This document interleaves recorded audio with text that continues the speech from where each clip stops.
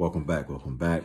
So this is part 2 of the video that I put up earlier today. I told you I would come back this evening and I would give you the other side of that first time investment property purchase that I purchased.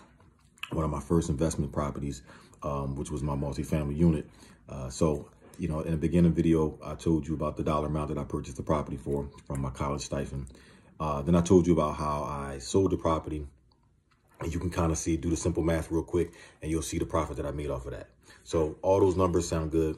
Everything sound good, sounds sweet, sounds simple. Oh, no big deal. Was a very big deal. So I'm going to get into the ugliness about that. So I had the property. Like I said, I was working a full-time job. I was going to school full-time, and I was using my paycheck from my job to rehab my property. So going back and forth on the property, I started getting some work done on the property. And I realized, you know, when I purchased the property, the items that were inside of the property, I'm thinking that, you know, this is just the previous owner stuff and it was just all trash. So I was bagging things up, getting ready to throw it out. So I started noticing that each time that I left for the day and I came back, some things was like moved around and I couldn't quite understand it. So one day, I didn't go to school this particular day, didn't go to work this particular day. And I hear somebody creeping through the door. Well and below, it was a squatter that I had that was coming back and forth. And at this time, I started on the third floor. It was a 4-unit apartment building. So I started on the third floor. It was 3 floors, 2 units, one on the first front and one on a unit in the first floor rear, which made it 4 units. So I'm on the third floor. That's where I stayed. I started up high and worked my way down and out the door. So I'm on the third floor. I'm painting in the hallways and I hear somebody creeping through the door. So long story short, I had a squatter that was coming back and forth to the property, a female squatter. And if you don't know anything about squatter rights, because I didn't know back then that squatters have more rights than a tenant and probably damn more rights than the landlord or the owner of the property. So the squatter came in, you know, we had a couple words back and forth. You know, I explained to her that I was the new owner. She tried to tell me that she was the owner. So, you know, we got into like a little verbal confrontation at one point. You know, I stopped. She was a female. So I fell back from her, just told her she had to go. About 30 minutes later, the police come knocking at the door. So police come in, you know, I'm telling them I'm the owner of the property. I had my deed. I had, you know, all my documentations. By this time, I'm not sure if the property was even recorded as of yet, but I did have my documentations from settlement. Officer comes in. He says, well, this young lady is saying that she lives here as well, that she owns the property. She said that on the first floor is where she entertains. The second floor is where she cooks. The third floor is where she sleeps. And around back, she uses for storage for the 4th unit. And I'm thinking to myself, like, damn, that is exactly how everything was set up, how she was living. So the officer came in. So, you know, immediately, you know, I went right into my law school degree and psychology. I went right at it and said, listen, this is, you know, I'm the property owner and this is not what this is. I called for his sergeant, called for his lieutenant to come out there. And the typical normal police officers don't really get too involved in rental property situations because that's not really their jurisdiction. So basically what they do is they make sure the home is safe and then they refer you to go to the municipal building or go downtown and handle your business. So I'm explaining to the officer that this is my home. So the officer said, well, can we take a look around? So sure enough, the officer's looking around this house and the third floor, I had some things there, but not a lot. You know, I'm a college student. I didn't have much. But every floor she had something on and she can identify to the officer on each floor where she had something at. So the officer put me out.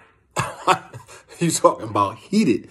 He put me out of my apartment complex and told me that I had to go downtown and file for an eviction to get rid of a tenant. And I'm like, I don't even have a lease with this tenant. So I go downtown. The next morning, I go downtown and I stay down there all day. I was there at 9 a.m. I didn't get out of there till 4:30, 4:45 to get all the information that I needed to get this person evicted. So I had to write my letters. I wrote my letters while I was already down there. Had to go to the post office, do my 7 to 10 day certification letters and send them out. So I did all that, got a court date. So now the squatter doesn't show up for the court date. Now, mind you, I couldn't go back in this property until I got all this stuff done. So I didn't have the money for rehab. You know, I was living in this property. I got put out the property, had to go back to my mom's house, and I'm still stacking up my money to try to, you know, get things right, get things in order. Then I had to file for an eviction. I had to learn the eviction process, which I'm going to do another video about the proper way to do evictions. I went down there, the whole day spent down there, got all the information that I needed. Finally, got to court. She never showed up for court. So then I had to wait another court date, never showed up for court. Then the judgment was awarded towards me, and she lost the case. So then I had to go back down and I had to file my writs of possession for the sheriff to come out.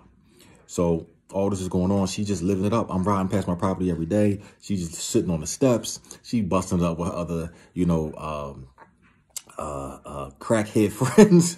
They like have a little party at my place. So, I'm getting hot every day about this.